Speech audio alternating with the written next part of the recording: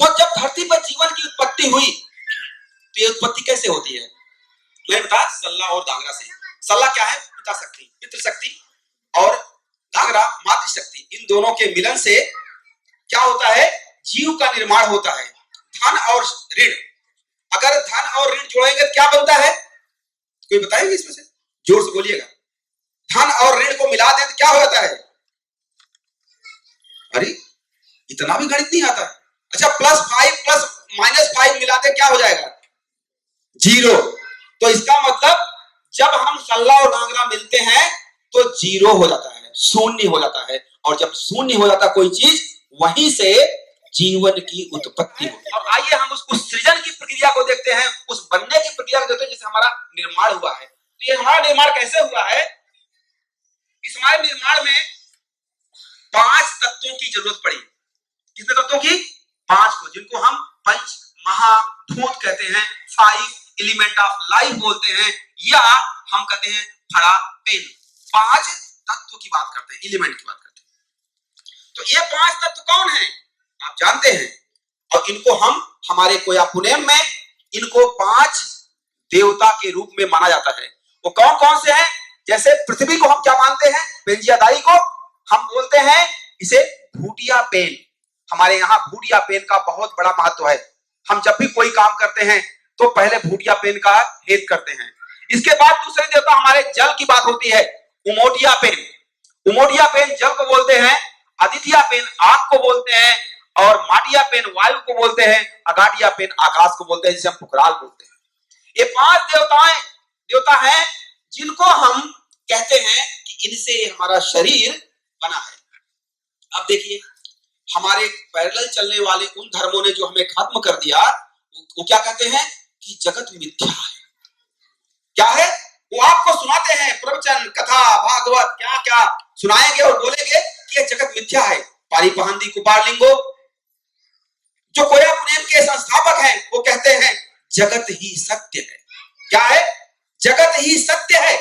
मैं अपनी मां से जन्मा हूं, ये सत्य है। मां मेरी जगत में है और मैं इस जगत में हूं। मैं अन्न खाता हूं, पानी पीता हूं, जीवन सांस लेता हूं, ये सत्य है। ये असत्य कैसे हो सकता है? हवा चल रही है, सूरज उग रहा है, पौधे हैं, जीवन है, यही तो धरती है, यही तो आज है, और यही समाज है, और यही समाज जो है जगत है। और जब जगत मिथ्या है तो फिर हम सत्य कैसे हो सकते हैं? इसलिए कहते हैं गोंड, कोई दूर जो होता है वो क्या है? वो वास्तविक होता है। वास्तविक, ना तो वो नास्तिक होता है और ना तो आस्तिक होता है, वो केवल वास्तविक होता है। वो जीवन का जो सच है उस पर चल रहा है। और अब मैं आपको पुनेम का मतलब बताता हूं। कोया और पुनेम क्या है? वो मतलब होता है सत्य, और नेम मतलब होता है रास्ता, सर्री, पथ। जिस रास्ते से आप जाएं, जो सत्य का पथ है, जो सच्चाई का रास्ता है, वही क्या है? कोया पुनेम है। और इस कोया पुनेम के लिए ये 5 तत्व जरूरी हैं, और जिनको चुरा करके हमारे आसपास के धर्मों ने बड़े बड़े पुराण खड़े कर लिए। आपको यकीन ना हो, क्योंकि लोग आप कभी आए मेरे ऑफिस में तो आपको मेडिकल की किताबों से ज्यादा वेदों का 18 वेद, उपनिषद, पुराण मेरे पास भरे पड़े हैं। तब मैं पता किया कि मेरे ही समाज में ये जो 5 भूत हैं, 5 एलिमेंट्स हैं, वो कौन कौन है? एक तोड़ी अड्डी वड्डी पोखड़ी, पानी, आग, मिट्टी, हवा और आकाश। ये 5 चीजों का जो संगम हमारे यहाँ था, पंचभूत, उसी को हमारे समाज के चुरा करके जो बाहर से विदेशी आए, आर्य आए, उन्होंने क्या बनाया? पुराण बना दिया। हम वाचिक परंपरा के लोग हैं, हमारे यहाँ लिखा नहीं जाता है। हमारे यहाँ एक पीढ़ी से दूसरे पीढ़ी में सिखा कर दिया जाता है। हम गायन, नृत्य, आर्ट, राइटिंग के नहीं, हम राइटिंग की व्यवस्था कौन लाए? आर्य। तो उन्होंने क्या किया? हमारी व्यवस्था को नोट कर लिया, चुरा लिया और लिखा वरुण पुराण। जहां पर हम क्या बोलते थे? एयर की बात करते थे, पानी की बात करते थे, वहां पर उन्होंने वरुण पुराण की रचना की और जल देवता को माना, जो हमारे यहाँ पहले से मानते थे उमोटिया पेन। फिर ऐसे ही उन्होंने पृथ्वी को भूमि देवता बनाया और उनके ऊपर क्या लिखा? पुराण लिखा, जिसमें विष्णु पुराण। विष्णु पुराण में पृथ्वी और आकाश के बारे में बात की। ऐसे ही अग्नि पुराण लिखा, अग्नि की बात की, उसमें वायु पुराण लिखा और इंद्र से आकाश की बात की। तो सोचिए हमारे ही पेन पट्टाओं को, हमारे ही जो मूल तत्व थे, उनसे इन्होंने पुराणों का आविष्कार किया। और इस पुराण के बाद क्या हुआ, अगर आप देखिए कैसे इसको भगवान बनाया गया। जो आप पूछते हो इसमें से मैं यकीन के साथ कह सकता हूं, गया नहीं हूं आपके घर में, 90% लोगों घर में ये पांचों चीजें किसी न किसी रूप में पड़ी होगी। कैसे? वो वरुण, पृथ्वी, अग्नि, वायु, इन पांचों को शुरू में लिया आर्यों ने हमसे। किससे? कोयतूरों से। कोयतूर से लेने के बाद ये पांच चीजों को उन्होंने क्या बनाया? परम ब्रह्म कहा। कुछ लोगों को बोला हमारे देवता है, तो उसको बुलाया परम ब्रह्म, मतलब इससे बड़ा कोई और कुछ नहीं है। जो कि हमारा समाज कोयतूर पहले से करता है, फड़ा पेन। हमारे समाज में पहले से ही इन पांचों को क्या बोलते हैं हम? फड़ा पेन। फड़ा मतलब होता है बड़ा, ग्रेट, बिग, और पेन मतलब एनर्जी, देवता, शक्ति। तो पेन और फड़ा, ये फड़ा पेन जो है हमारा पहला ग्रेट गॉड है, जिसको इन्होंने बाद में कहा परमेश्वर, महापरमेश्वर। तो ये जो इश्यू बनाया इन्होंने, बाद में एक कदम और आगे, ये बात थी ऋग्वेद की। ऋग्वेद के बाद जब ये दूसरे वेदों में उतरे हैं, यजुर्वेद में, आयुर्वेद के बाद के लिए काम किया, फिर अथर्ववेद में आए, तो इस तरह से इन्होंने काम करना शुरू किया। तो इसका मानवीकरण किया। क्या किया? मानवीकरण, मतलब इनमें इंसान बना दिया। जैसे पृथ्वी को मां बना दिया, आकाश को पिता बना दिया, पानी को पिता बना दिया या देवता बना दिया, तो इनको मानवीय रूप। और धीरे धीरे कुछ चित्रकारों ने इनकी मूर्तियां बनाना शुरू कर दी, और आपके घरों में आज मूर्तियों का दौर चला है। हमारे यहाँ मूर्तियों का सिस्टम नहीं है। ये हम लोग बुत परस्ती नहीं करते। बुत परस्ती क्या है? स्टैचू वर्शिप नहीं करते हम कोई मूर्ति पूजक लोग नहीं है। तो जब मूर्ति पूजक लोग नहीं है तो फिर क्या करते हैं हम लोग? क्योंकि हमारा गॉड, हमारा भगवान, हमारा ईश्वर, हमारा आराध्य कौन है? वो पांच तत्व है जिससे हम बने हैं। आपने सोचा होगा इस बेवकूफ आदमी ने शुरू में ये सोलर सिस्टम और ये ग्रह क्यों दिखाया? इसी बात के लिए दिखाया कि हम, कभी आपने देखा है, आप जब गेहूं के आटे को मुट्ठी में भरिए और उसे फेंक दीजिए अंधेरे कमरे में, और बाहर से टार्च से लाइट डालिए, तो क्या दिखाई पड़ता है? एक धुआं सा दिखाई पड़ता है ना पूरा। ऐसे ही जब ये सृष्टि बनी है, तो ऐसे ही पृथ्वी एक कण की तरह है। पृथ्वी एक, उस जो अभी मैं आटे का कण जो देख सकते हैं टार्च से अपने कमरे में, आप वैसे की तुलना करिए इस पृथ्वी की। पृथ्वी इतनी छोटी है, लेकिन उसका स्वरूप कितना बड़ा है, तो उस पर हम बात करते हैं थोड़ी देर के लिए। थोड़ा सा टिपिकल होगा, लेकिन मैं बात करूंगा इस पर जरूर। तो यहां से जब आप चलते हैं, तो इन फड़ा पेन में जो पुराणों की बात की गई, हम अभी बात कर रहे थे, और इन्हीं फड़ा पेन को हेत करने के लिए हम लोग बोलते हैं फड़ा पेन ता सेवा सेवा। फड़ा पेन ता सेवा सेवा, मतलब कि हम अपनी पांच महाभूतों को हेत करते हैं, उनको नमन करते हैं, उनके प्रति श्रद्धा व्यक्त करते हैं, और उनको आदर सत्कार देते हैं, क्योंकि उन्हीं से हम बने हैं। अगर हम उस चीज का सम्मान नहीं करते हैं जिससे हमारा निर्माण हुआ है, तो हम सही से काम नहीं करेंगे। मशीन है, ये काम नहीं करेगी। अगर कोई पांच चीजों से कोई मशीन बनाए आप, और उनमें से एक भी चीज को आप सही से न रखें, तो आपकी मशीन काम नहीं करेगी। ऐसी मशीन है। तो इस मशीन को काम करने के लिए जरूरी है कि आप, तो कैसे हुआ होगा ये काम? ये हुआ होगा इस तरह के, जो द्रव्यमान है हमारे शरीर में या बाहर की दुनिया में। क्या मिट्टी को हम छू सकते हैं, देख सकते हैं? पानी को हम छू सकते हैं, देख सकते हैं? तो मिट्टी और पानी द्रव्यमान के रूप में है। हवा और ताप, ये दोनों देख नहीं सकते हैं। अगर गर्मी है तो आप दिखाई नहीं पड़ती कहां है। हवा को आप देख नहीं पाते हैं। ये दोनों एनर्जी के, ऊर्जा के रूप में है। और एक कढ़ाई में, मान लीजिए पतीले में, ये आग से, हवा से इसके अंदर पकाएं कुछ, और यही तो बात आज के आइंस्टीन कहते हैं। यही बात आज के दोनों साइंटिस्ट हैं, आइंस्टीन और स्टीफन हॉकिंस का नाम सुना होगा, अभी सबसे बड़ा साइंटिस्ट माना जाने लगा है। अभी उन्होंने यही बात कही कि इस धरती पे, इस ब्रह्मांड में तीन ही तत्व हैं। कौन? तीन तत्व क्या है? मास मतलब द्रव्यमान, दूसरा एनर्जी मतलब कि शक्ति, जिसे हम आड़ा बोलते हैं, और आकाश, जिसे हम पुकराल बोलते हैं। ये बात पारी पहाड़ी को बार लिखो ना, हजारों साल पहले बता दी थी कि इस धरती पे इन्हीं के मिलने से ही जीवन की उत्पत्ति होती है, इन्हीं शब्दों के। और वरना और धर्म वाले क्या बोलते हैं कि यहां से पैदा होते हैं, वहां से पैदा होते हैं, रीढ़ से पैदा होते हैं, कहां कहां से उड़ के आते हैं। तो सच्चाई है, आज की साइंस से कहती है तो इन्हीं तत्वों से हमारा शरीर निर्माण होता है। और आइंस्टीन ने जो कहा इस बात को कि ऊर्जा और द्रव्यमान एक दूसरे में बदलते हैं। ये बॉडी हमारे यहाँ क्या होता है, हम लोग दफनाते हैं मरने के बाद। जब जीवन आता हमारा तो हम उसे बोलते हैं पुटसीना गोंडी में।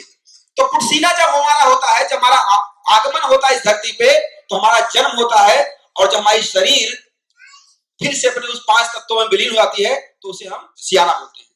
तो सियाना से फिर हमारा जीवन पुटसीना और पुटसीना से सियाना की तरफ चलता है। और यही बात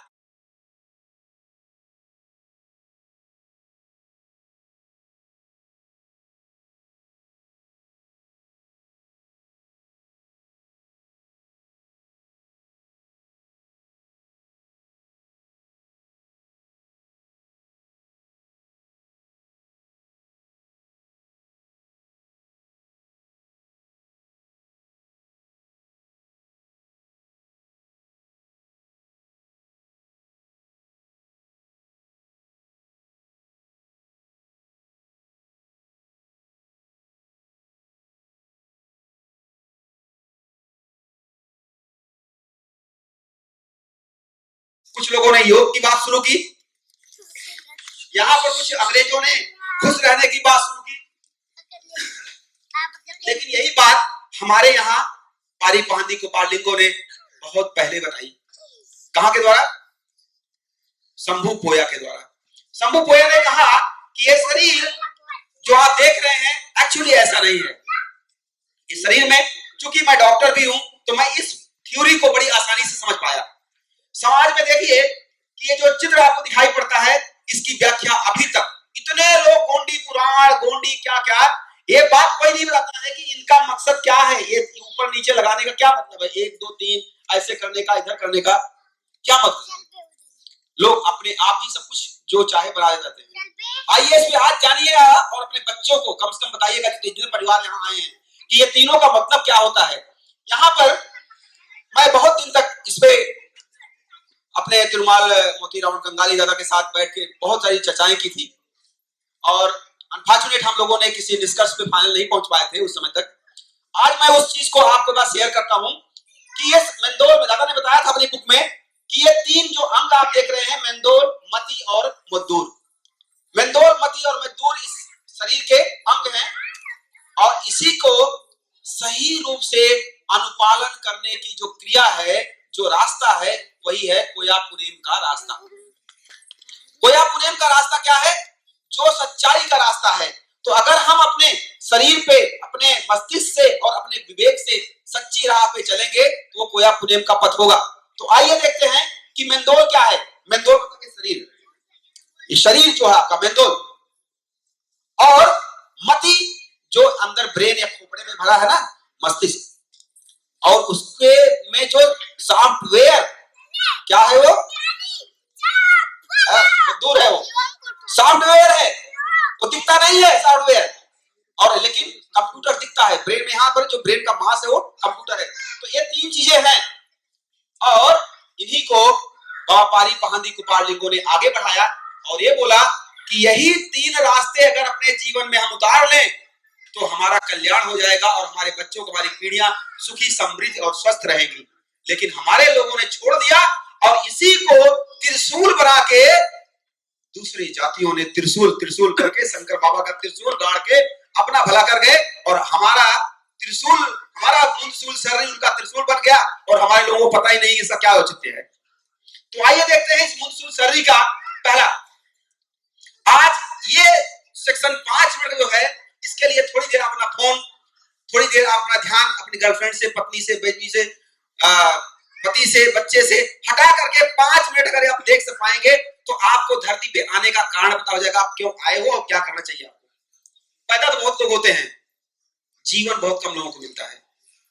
आप देखिएगा यहाँ पर ये 3 जो सीढ़ियां मैंने बताई हैं, यहाँ पर ये शरीर है आपका। इस शरीर में जीने वालों की संख्या 93 से 95% होती है। मतलब आप सोच सकते हैं तो आप कितने लेवल पे हैं? इसे हम कहते हैं प्रथम स्तर पे। प्रथम स्तर पे वो लोग होते हैं जो शरीर और इस खोपड़ी में जो मस्तिष्क है उसके आधार पे जीते हैं और मर जाते हैं। वो केवल 95%। सोचिए कितना, 95%।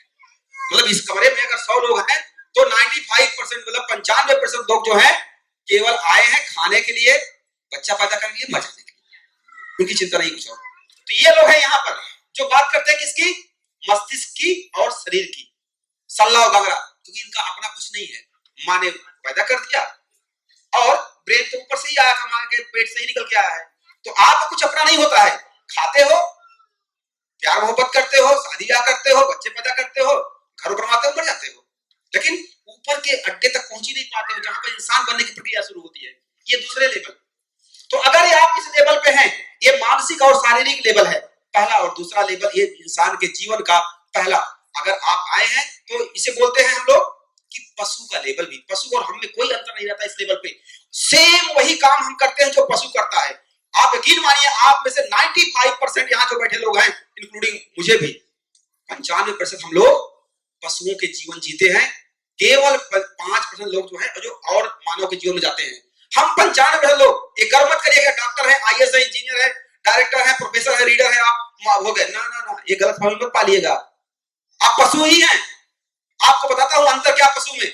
आप ऐसा कोई काम ढूंढ लीजिए जाके, यहाँ मुझसे मत शेयर करिए ना, यहाँ बताइए बगल वाला को, आज घर जाइएगा और शीशे के सामने खड़ा होइएगा और पूछिएगा आप किस लेवल के हैं। एक चार्ट मैं आपको दे रहा हूं आज, आपको पता लगेगा कि आप प्रोफेसर IAS हो सकते हैं, लेकिन अभी भी आप पशु ही हैं।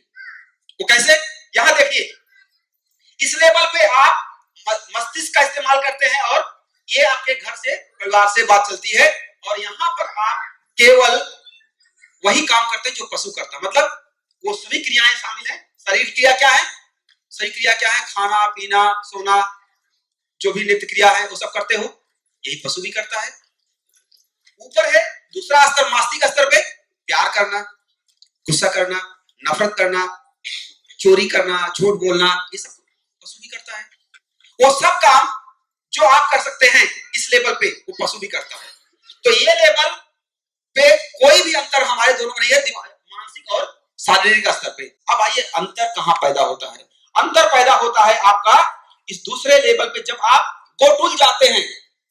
गोटुल में जाने का मतलब हुआ कि आप आज के इक्विवेलेंट स्कूल, विद्यालय, यूनिवर्सिटीज में जब आप जाते हैं और ज्ञान प्राप्त करके विवेक जगाते हैं, उस ब्रेन में सॉफ्टवेयर डालते हैं, जो कंप्यूटर दिया है मस्तिष्क भगवान ने, उसको आप देखिए, आप दो लोग हो, एक ही घर में पैदा होते हो, लेकिन एक स्कूल जा पाता है, आप नहीं जा पाते हैं, और वो आदमी कितना स्मार्ट हो जाता है। तो क्या करता हो, वो ज्ञान प्राप्त करता है, बुद्धि प्राप्त करता है, और विवेक की बात करते रहता है, बुद्धि की बात करता है। तो वो सोचने लगता है कि जैसे कि मुझे कोई दूर कहना है कि मुझे आदिवासी कहना है, वो तुरंत समझ जाएगा, उसका विवेक है। वो सोचेगा कि यार कल तक मेरे पैर में गोबर लगा हुआ था, मैं इसको चटनी समझ रहा था आंवला की, और आराम से चाट रहा था, वाह भाई बड़ी टेस्टी है। किसी ने बताया दे भाई गोबर भैंस वहां से गई थी, भैंस ने वहां पर गोबर किया था, तेरा पैर वहां लग गया, ये गोबर है, अब क्या करोगे, अभी चाटोगे? अरे ना ना, गंदा है, धोगे उसको, साफ करोगे इसको, ये है विवेक। और अगर उसी चटनी को बताने के बाद भी बांध के चलते रहे तो वही है पशुवत व्यवहार, वही है पशु। तो अगर आप समझते हो कि जो सच है उसमें सच और गलत में फर्क करना जान गए, तो वो क्या हुआ, बुद्धि आपके पास आ गई, आप बुद्धि दूसरे लेवल पे पहुंच गए, बुद्धि का इस्तेमाल करने लगे। इसमें आते आते 99% लोग पूरे जाते हैं, 4% लोग इस श्रेणी में होते हैं, 4%, ये गोला वाला, जहां पर कि ब्रेन है लेकिन बुद्धि नहीं है। तो बुद्धि के साथ जब होते हैं तो 4% और बढ़ गए, तो कितने हो गए, 99%। अब आप कहोगे ऊपर वाले में इतने कम, 1% से भी कम है ऊपर वाले लेवल में। ऊपर वाला ये लेवल होता है जब आप अपने उस बुद्धि का, विवेक का इस्तेमाल समाज के लिए, देश के लिए, पूरे मानवता के लिए करने लगते हैं, और जब आपको उस ज्ञान का प्रकाश औरों को मिलने लगता है। मैं अपने घर में पैदा हुआ, मेरे बच्चे मेरा मजा लिए, मैं डॉक्टर बन गया, मेरी बीबी ने मेरे कमाई का मजा लिया, मेरे बाप ने, तब तक मैं नहीं कुछ किया। जब मेरी कमाई का मजा मेरा समाज लेने लगे, जब मेरी कमाई का मजा, मेरी मेहनत का मजा मेरा पूरा देश लेने लगे, जब पूरा विश्व लेने लगे, तब मैं उस श्रेणी में पहुंच जाऊंगा, ऊपर वाली श्रेणी में। बाबा साहब इस श्रेणी में पहुंच गए वाले लोगों में से थे गौतम बुद्ध, जिसे कहते हैं ज्ञान प्राप्त करना, और हमारे कोया पुणे में उसके बोलते हैं मोद बेरेची। मोद बेरची, बेरची मतलब प्रकाश पुंज, लाइट, इनलाइटमेंट जिसको होता है, कहते भाई इसको इनलाइटमेंट हो गया, इसको ज्ञान मिल गया। वो ज्ञान कहां मिलता है? ज्ञान ऐसे जहां मिलता है, ये ज्ञान का प्रकाश देखिए यहाँ पर, आप ध्यान से आ जाइएगा, अपने घर में रखे हुए सल्ला वगैरह देखिएगा, केवल रखने से काम नहीं है, टांग लिया सल्ला वगैरह, दीवार लगा लिया सल्ला वगैरह, उसका मतलब भी समझना जरूरी है। तो ये सल्ला वगैरह के जो प्रकाश पुंज निकल रहा है, यही है वो मोद बेरची। मोद बेरची मतलब ज्ञान का प्रकाश, और प्रकाश किसी एक का नहीं होता है। अगर इस कमरे में बल्ब जल रहे हैं तो मैं ही अकेला नहीं देख रहा हूं, आप सब देख रहे हैं। प्रकाश किसी एक का नहीं होता है, प्रकाश सबका होता है। तो ये मोद बेरची इस लेवल पे जाने वाले कितने लोग होते हैं? इसे बोलते हैं सुरवे मुद्दूर मोद बेरची। ज्ञान का, बौद्धिक ज्ञान का जो प्रकाश सर्वोच्च मानवता का प्रकाश है। इस लेवल पे जब आप जाते हैं तो आप समझ, यकीन मानिए कि आप भगवान होने के बराबर होते हैं। तभी लोग कहते हैं आज बाबा साहब को भगवान मानने लगे लोग, बुद्ध को भगवान मानने लगे लोग, क्यों? और यहां पर आपको इंसान दूसरे लेवल पे, जैसे हम लोग यहाँ मोस्टली होते हैं जो थोड़ा सा ये दूसरे पे, और 95% यहाँ, 4% लोग मानव और 1% लोग भगवान। और इन्हीं को लामे, महावीर, बुद्ध, राम, कृष्ण, जो भी, हम तो नहीं मानते, लेकिन जो भी रहे हो इस लेवल पे पहुंचे हैं, तब वो भगवान बन जाते हैं। तो अब आपको तय करना है कि आप मानव पे रहते हैं या भगवान बनने की कोशिश प्रक्रिया में जाते हैं। कोशिश तो करनी चाहिए, अपने प्रकाश को अपने तक ही सीमित बंद करके मत रखिए। तो ये है आपके मुंदसूल सर्री का प्रमाण। इसको थोड़ा मैं उदाहरण देकर समझाता हूं आपको, कि अगर ये उदाहरण द्वारा समझाए मैं आपको, तो देखिए, जैसे मैकदूल, हमारे यहाँ बाबा पारी कुपाल लिंगो ने इस सिद्धांत को लिखा, अपने शिष्यों को दिया लांजी में, बालाघाट के, और वहीं से बाद में इसको मोतीराम गंगाली ने अपनी कोया पुनेम की दर्शन में लिखा, और उसको मैं फर्दर आगे ले जा रहा हूं आपके सामने। आप देखिए, ये मेंदोल ऊपर लिखा है, एक मैंने यहाँ पर सगा, इस समाज में सगा की जो व्यवस्था है वो हमारे यहाँ कोया पुनेम की सबसे उच्च कोटि की व्यवस्था है। सबसे, जो भी मानव की जितने भी सोसाइटी में सोशियोलॉजी पढ़ाई जाती है, कोई भी जो भी सोशियोलॉजी से एमए किया हो, पीएचडी किया हो, मेरे साथ बैठे, मैं उसे बताऊंगा कि ये सोशियोलॉजी की उच्चिष्ट व्यवस्था है, सगा व्यवस्था। जैसे सगा में 4 सगा का व्यवस्था हमारे पर पाड़ी का मिजान है, 6 देव, 4 देव, 5 देव, 6 देव, 7 देव, और ये कहा गया है आप अपने में जो है, मैं 7 देव का हूं, तो मुझे कुछ चिंता नहीं करनी चाहिए। क्यों? क्योंकि मुझे किसी चिंता करनी चाहिए। कोया पुनेम कहता है अगर 7 देव वाले हो तो अपने बारे में कभी सोचना तक नहीं। किसके बारे में सोचना? 4 देव वाले के बारे में, 5 देव वाले के बारे में, और 6 देव वाले के बारे में। किसके बारे में सोचना? मुझे इन तीनों के बारे में सोचना है। यही नियम फिर उन तीनों पे लगेगा, तो क्या होगा? फिर तीनों हमारे बारे में सोचने लगेंगे। ठीक है, ऐसे ही तो क्या होगा हमारे बारे में? क्या होगा? 4 लोग सोच रहे हैं, एक मैं तो सोच ही रहा था और 3 और सोचने लगते हैं। तो सोचिए मैं कितना पावरफुल हूं। अगर मैं यहाँ पर केवल अपने को मैं ध्रुवे ध्रुवे ध्रुवे बात ना करूं, अपने उइके की बात ना करूं, अपने मरकाम की, तो क्या होगा कि मैं अकेला पड़ जाऊंगा। और यही व्यवस्था हमारे समाज में पारी पांदी कुपालो की इतनी स्ट्रांग व्यवस्था है कि हम कभी कमजोर पड़ ही नहीं सकते, क्योंकि हमारी पारी व्यवस्था टूट गई, और इसीलिए आज हम कमजोर पड़ गए। हम अपने लोगों का साथ ही नहीं देते हैं। यही कारण है कि इस पारी व्यवस्था में देखिए, सगा, यहां पर सगा लिखा गया है, और सगा में निंगा, निंगा मतलब गोंडी होता है, जिसे निंगा बोलते हैं गोंडी में, उसको हम विजन बोलते हैं। कंक मतलब आंख होती है, उसी से विजन बना हुआ है निंगा। तो हम समान दृष्टि रखें किस पे? एक अच्छी दृष्टि रखें अपने किसे? सगाओं के लिए। और फिर वाणी, हमारी वंक जो है, वाणी जो है, विचार जो है, ये कहां किसके लिए? अपने सगाओं के लिए सत्य होने चाहिए, उनसे हम झूठ ना बोले, उनके लिए सही बात करें, उनको हम सही कर्कश में गाली न दें, कर्कश शब्दों में शब्द ना इस्तेमाल करें, तो ये हो जाएगा वाणी का। ऐसे उनके लिए अपनी ड्यूटी निभाएं जो सगा धर्म के है, कि हम अपने से पहले अपने सगाओं के बारे में सोचेंगे, अपने से पहले अपने सगाओं के हर दुख दर्द में हम शामिल होंगे, हमारी कर्तव्य है। और अगर यही काम हम, कै मतलब होता है हाथ, गोडी में कै मतलब होता है हाथ, और उसी से कैसे कै बना है, कैकाल मतलब हाथ पैर। तो कैकाल के जो कर्म हम करते हैं, और हमारा कर्म जो है ये पहले स्तर का, इस शरीर का धर्म है। बाबा पारी पांदी कुपाल लिंगो ने कहा कि आपके शरीर का धर्म क्या है? कि शरीर में 4 हैं अंग जो आपके कर्मेंद्रिय हैं, हाथ पैर और मुंह और आंख। इन्हीं से अपने समाज के बारे में आप अच्छे कर्म करिए। ये पहले लेवल का आपका दर्शन है मुंडसूल शरीर का पहला। अब दूसरे लेवल में बाबा कहते हैं कि मतिसूल। मतिसूल मतलब कि मस्तिष्क का जो दूसरा बिंदु है वो क्या करता है, मस्तिष्क के स्तर पे जो हमें काम करना पड़ेगा, हमें ये काम करना पड़ेगा अपने सगा से प्रेम, लव। ध्यान रखिएगा, लव आप ही नहीं करते हैं, बंदर भी करता है, कुत्ता भी करता है, बिल्ली भी करता है, पशु भी करता है, आप ही नहीं करते। चालाक मत बनिए, स्मार्ट। हम आई लव यू बोल देते हैं तो नहीं बोलता, वही बोलता है। बंदर को देखा आपने कभी? ध्यान सुनिएगा, बंदर को कितना प्यारा लव बोलता हो। गाय को देखा है, भैंस को देखा है, सब बोलते हैं। पशु की अपनी भाषा है, आप हिंदी में, अंग्रेजी में, उर्दू में, मराठी, पंजाबी बोलते हो, पसंद इतने हैं। तो ऐसा है, तो ये जो मस्तिष्क की बात है, क्योंकि उसके पास भी मस्तिष्क है, तो ये प्रेम करना और अपने भाव, गुस्सा, नफरत, जो कुछ भी है, इसको बैलेंस करना। और लास्ट में जो सबसे बड़ा धर्म है कि हम शारीरिक रूप से मनसा वाचा कर्मणा, मन से, वचन से और कर्म से क्या करें, सेवा करें। किसकी? सगा की, अपने सगा की। जो हमारे सगा हैं उनको हमको सेवा करना है, उनका ध्यान रखना है, उनकी हर सुख संपत्ति का ध्यान रखना है। तो ये हमारा दूसरा लेवल है। आइए तीसरे लेवल की बात कर लेते हैं जल्दी से। ये तीसरा लेवल है, तीसरा जो त्रिशूल है उसका तीसरा कांटा है, वो है क्या है, वो दूरशूल, बुद्धि और विवेक। बुद्धि के ऊपर जो विवेक होता है उसका कांटा है ये कहता है, ये बड़ा टफ है, लोगों को समझ नहीं आता है। ये मैं क्लास में जब लेता हूं 15-20 लोगों के, तब घंटों लग जाते हैं इसी स्लाइड को एक को बताने के लिए। ये आप थोड़ा सा समझ लीजिए इसको कि इसमें 4 स्टेज होती हैं। आप नीचे देखिए, एक पिरामिड मैं बार बार बना रहा हूं। इसका मतलब जो नीचे है वो ज्यादा लोग हैं इस वाले एज में, जैसे जैसे ऊपर पहुंचते हैं वो कम होते जाते हैं, ये कहता है। तो अगर यहाँ पर जो कहता है 4 पार्ट है इसके, जो काल, मोद और तय। किसी भी घटना में आपको 4 स्टेज पार करने होते हैं महान बनने के लिए।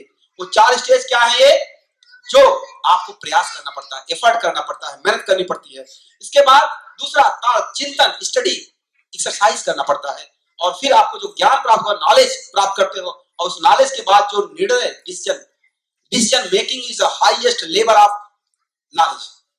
आपको सबसे उच्च नॉलेज क्या है, जब आप निर्णय लेना समझ के, मेरे सामने लड़की जो आ रही है मेरे सगा की, मेरी बहन लगेगी कि मैं इससे प्यार कर सकता हूं, इसको बीवी बना सकता हूं, ये निर्णय लेना हमारा समाज आज भूल गया है।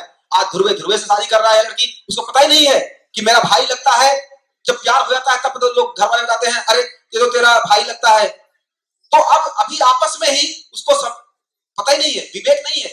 तो विवेक का इस्तेमाल इस लेवल पे करेंगे जब आप ज्ञान प्राप्त करेंगे, उसके ऊपर का लेवल है। तो ये बहुत कम लोगों में है, पिरामिड में देखिए इतने कम। जैसे मैं एक उदाहरण से इस बात को समझा के अपनी बात रखूंगा।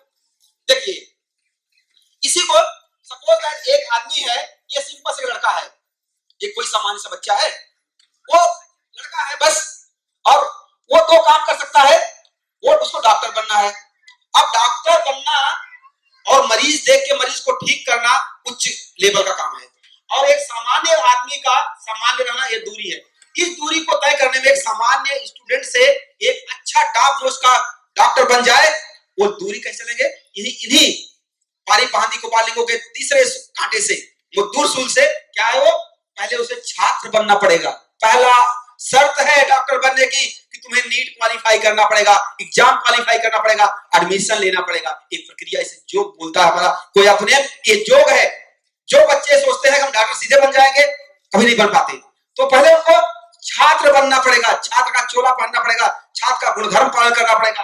और छात्र बनना भी काफी नहीं है, बहुत लोग छात्र बन के ही छात्र रह जाते हैं, वो डॉक्टर नहीं बन पाते। मैं देखा हूं, अभी टीचर हूं तभी देखता हूं कि वो छात्र ही रह गए, कभी डॉक्टर नहीं बने। दूसरे लेवल पे अध्ययन करना पड़ता, अपने प्रोफेसर के साथ अपनी किताबों में, लाइब्रेरी में घुसना पड़ता, बैठना पड़ता, अध्ययन करना पड़ता, नॉलेज अटेंड करना पड़ता है, और यहाँ पर आप अध्ययन कर हो जाते हैं। तो यहाँ पर भी आप डॉक्टर नहीं बनते हैं, ज्ञान मिल जाता है बस।